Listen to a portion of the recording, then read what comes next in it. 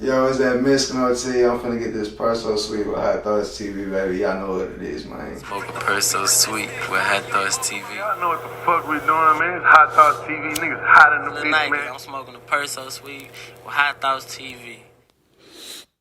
Let everybody know who you are and how you got that name. Man, my name OT. I go by that Mexican OT.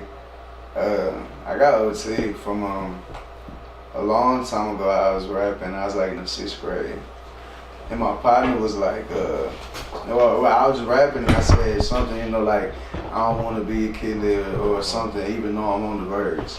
And when I said on the verge, he was like, I like that. It's clever because my name is Virgil. My real name is Virgil.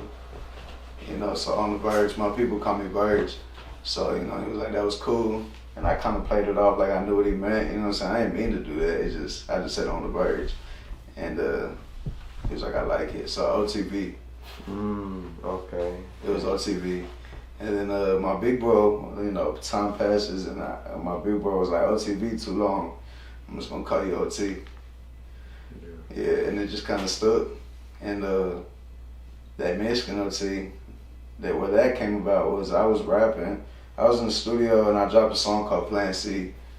And the recording was still going as we were just chopping it up. Everybody was just smoking in the studio. I was with my uncle and everybody. I was with my Uncle Mon. And shout out to my Uncle Mon, bro. I wouldn't be rapping if it wasn't for him. The whole Door Clique, my cousin Holmes, the Esco, Homer, you know what I'm saying? Everybody.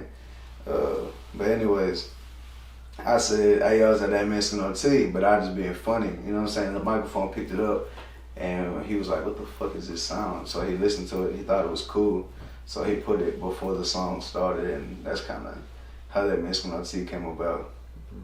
Yeah.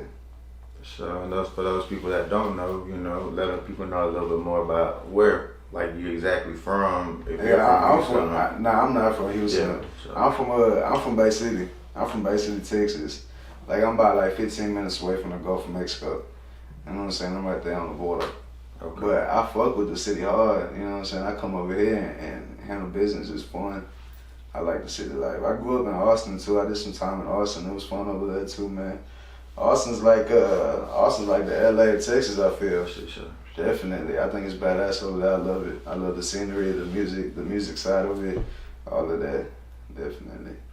So just a little bit more about growing up. Like, growing up, what other passions did you have? Has it always been like, man, this music shit is probably gonna work for me, this is gonna be my outlet? Or was you into other things and it kind of just transpired into, man, let me do this? Yeah, I mean, it was always just music. I've been rapping since I was like 4 years old. And it was always music.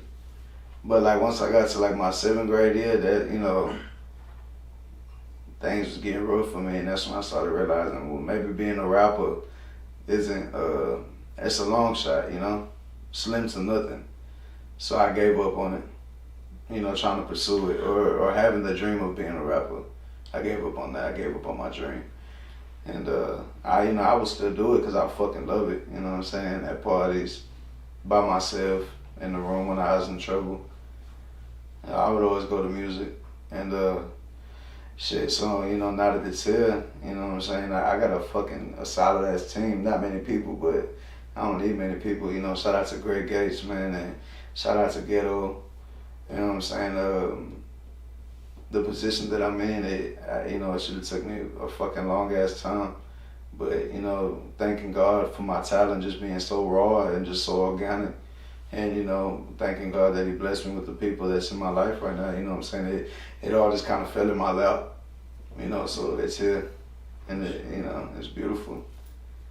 Yeah. On that same topic, earlier you said if it wasn't for your uncle, if I'm not mistaken, you wouldn't be into music. So a little bit more about that, even like the group that you said, Door Clique, if I'm Door Clique. So a little bit about that, because I'm sure being around that type of energy, around them creators, doing anything while you were a kid, you see shit, you know what I'm saying? So how was that experience for you? I remember those motherfuckers was smoking legal in the shed.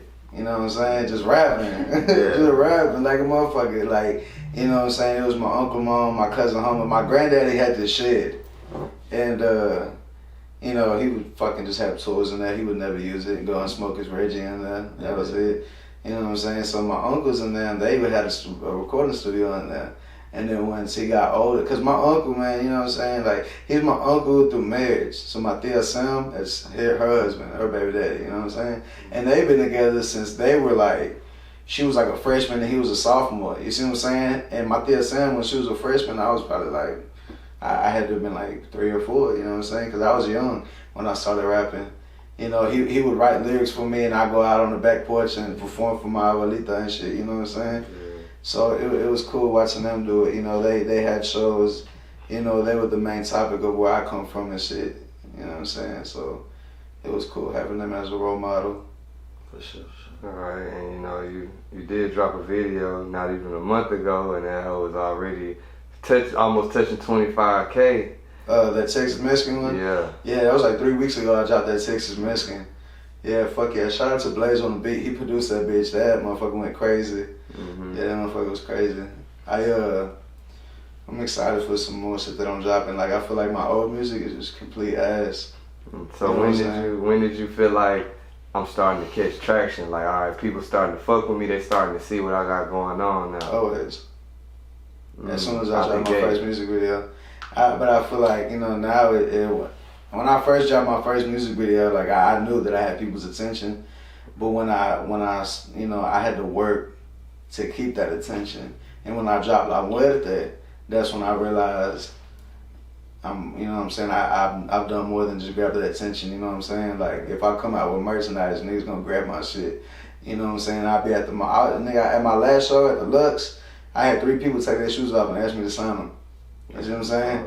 I always had people asking for videos. I was at the mall shooting a music video and a bunch of kids came up to me, like little kids, bro. Like 20 of them. Yeah, like 20 of these little motherfuckers came up to me and they were, you know, asking for pictures, and it was cool, bro. I feel like for any musician, once you have the kids, yeah, bro, you have the whole game unlocked. You know what I'm saying? Because the kids, they're the motherfuckers that make everything run. They're the ones that be on TikTok 24/7. They're the ones blasting music, looking up to you because they think you fucking cool.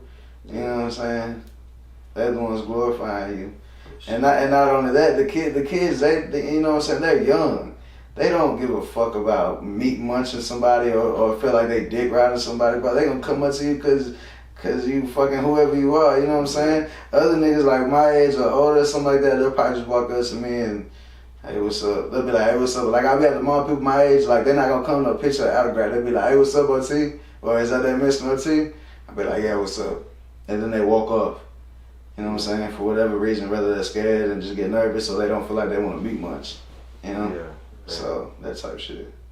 That's why I say, you know, I feel like the kids are the main ones that make shit spin, you know? Damn near A&Rs for real. That's what I'm saying, for real. Nah, for sure. And just, you know, hearing you talk, saying the name of titles of songs, going back to the history, you know, the community and stuff like that, how important is it for you to be, in a sense, carrying the torch for Hispanic rappers, you know what I'm saying? Because I'm sure, like I said, even when you were little, looking up to Hispanic, you know, rappers, creatives in your family, just how does it feel now knowing that you are, in a sense, carrying the torch, especially in a city like Houston? It's an honor. It's a fucking blessing. You know, I thank God that he just gave me my talent, you know, to be good enough to fucking, you know, to be in that position.